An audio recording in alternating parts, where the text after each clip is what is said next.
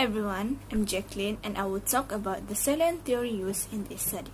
So basically, this study will investigate the relationship between intelligence and learning English in general, and learning grammar and reading comprehensions in particular.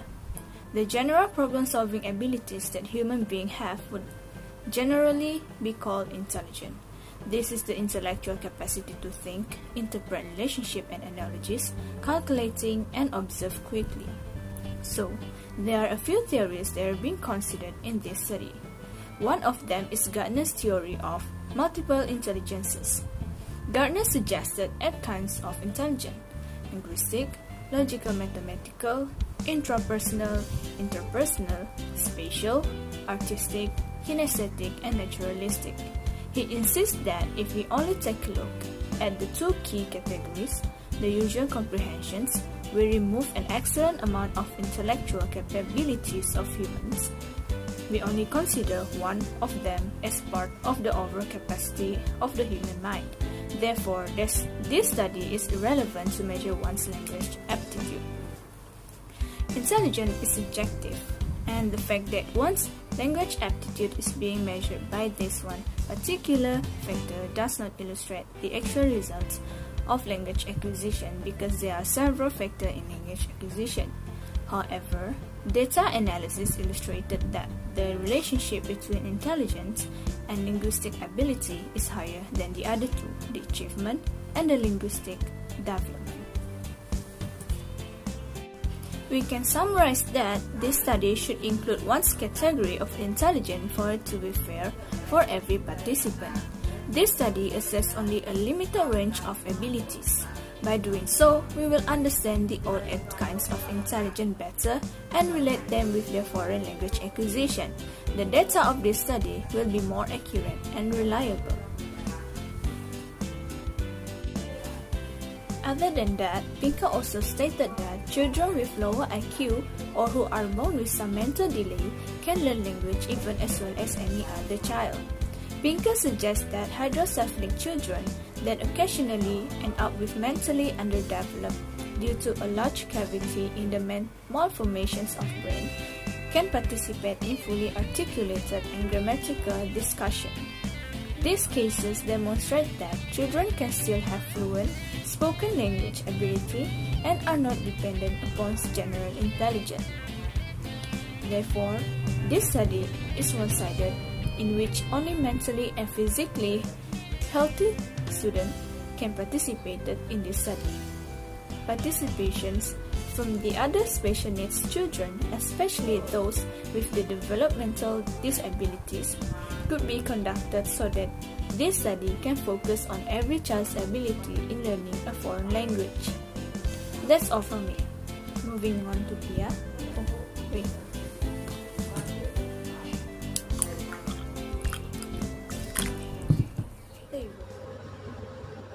Thank you, Jack.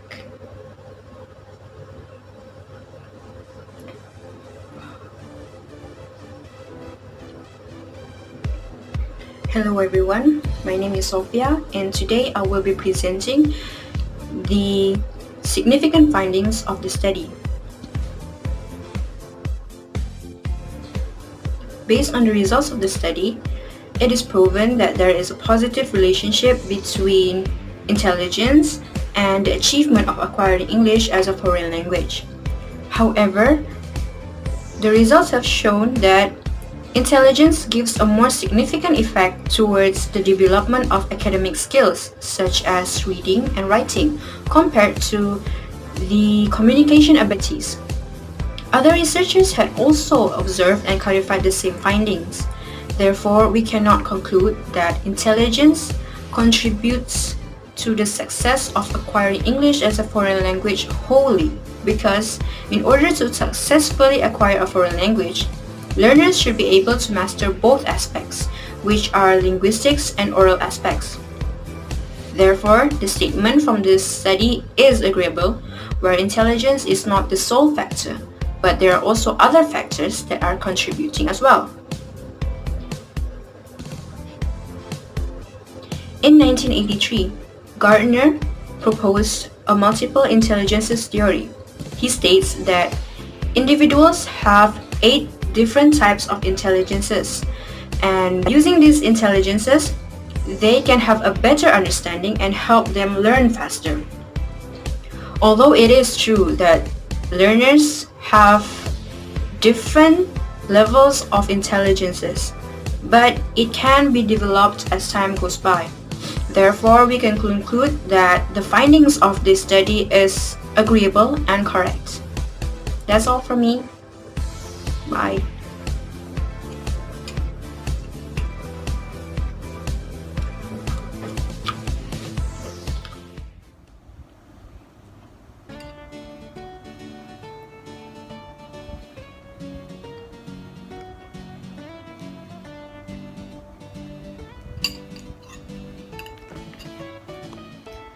Assalamualaikum to Dr. Asma Muhammad Assegaf, and hello everyone.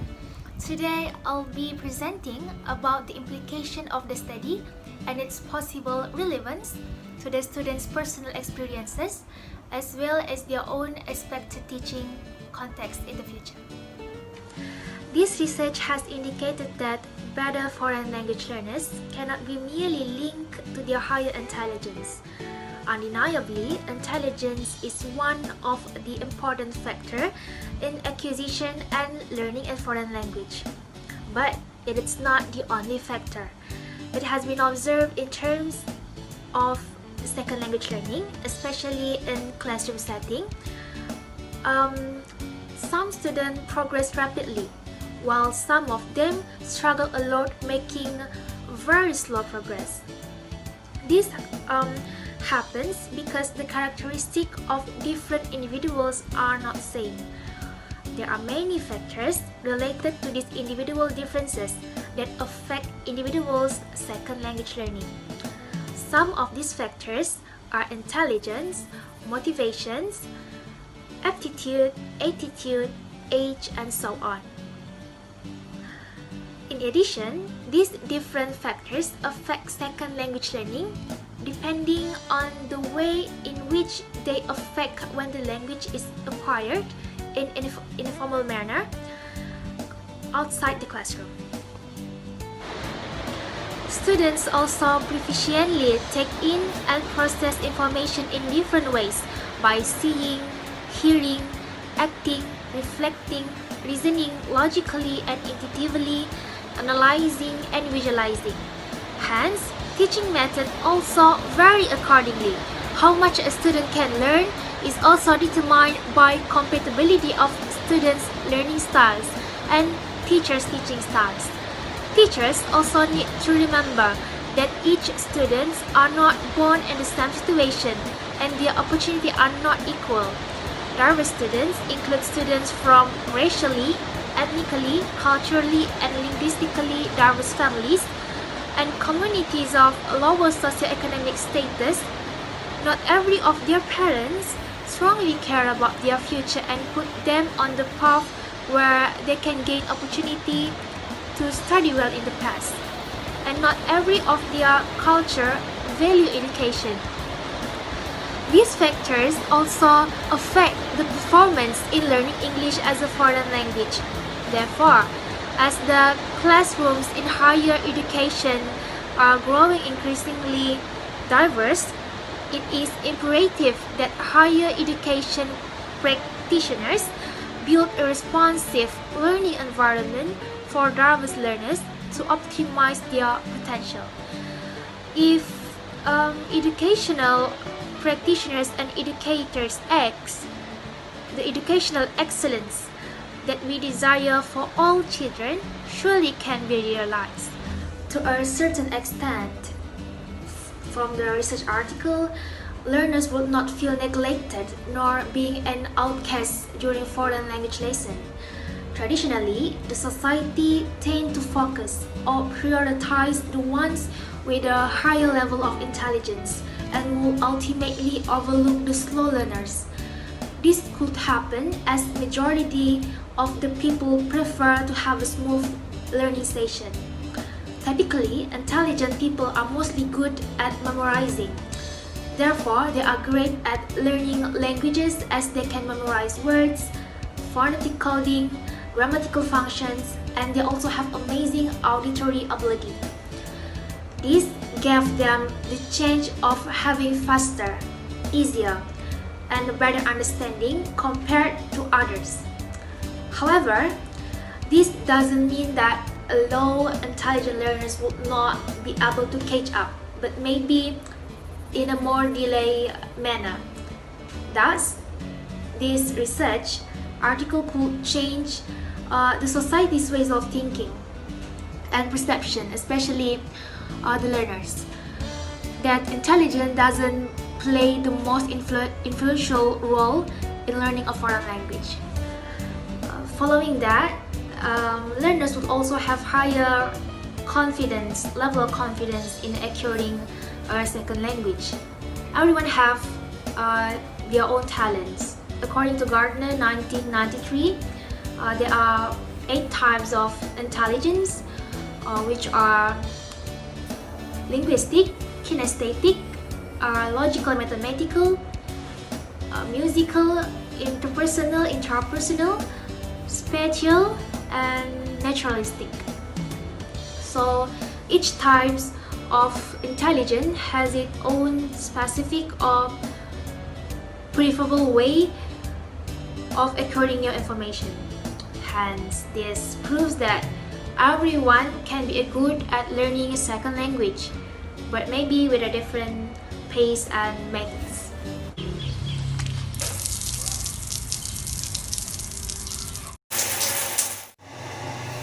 It's okay. Okay, moving on to the teaching context.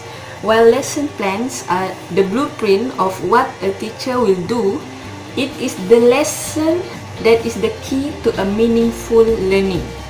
Students achieve greater success rates when the multiple intelligences theory is implemented. Furthermore, she affirms all teachers must be better equipped to widen their pedagogical repertoire to accommodate linguistically, culturally, and cognitively diverse students. Positive mind and environment must be present for both the teachers and the learners. Creative teaching and learning strategies would make an excellent teacher and productive students.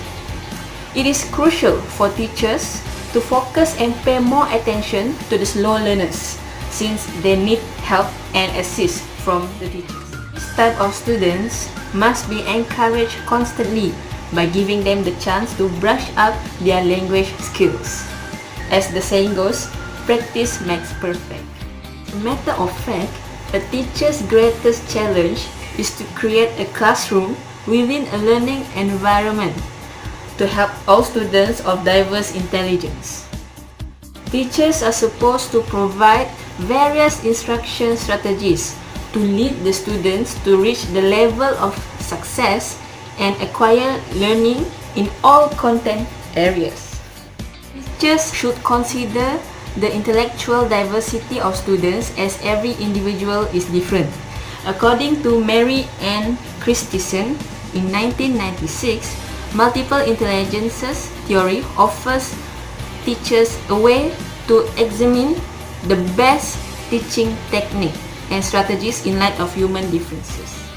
Linguistic learners, they are good with words, so words games such as storytelling, reading, or maybe poems, or composing short stories, and Scrabble, Hangman, and so on should be good for them to learn language.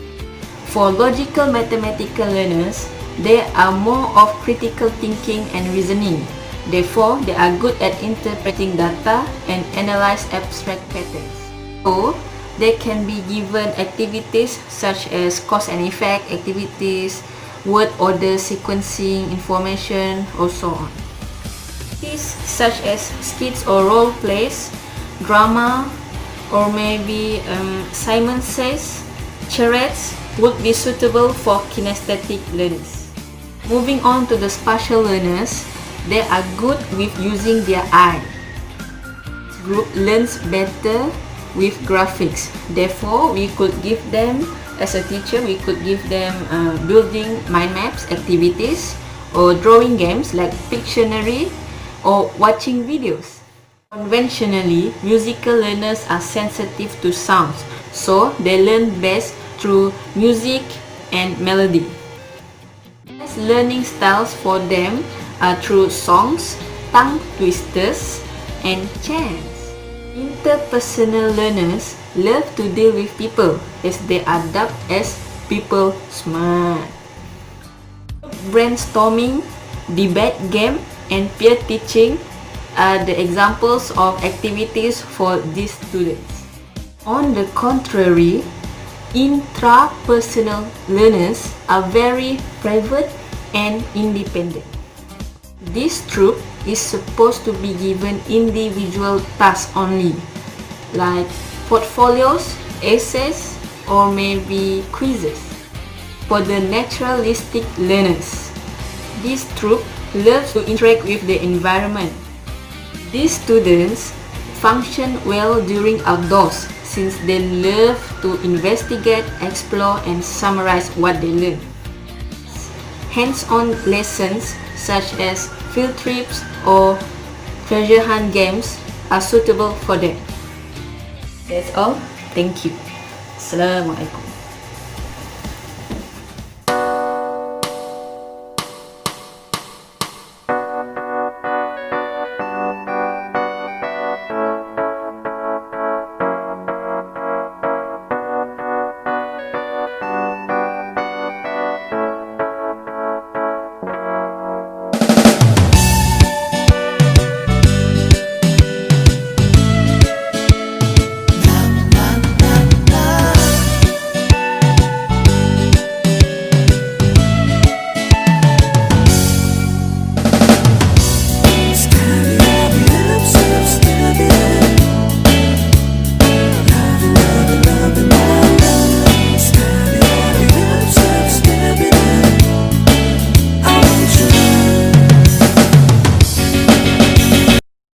The general problem-solving abilities that human bring. Well, personal learners are activities since they learn. Aduh, apa?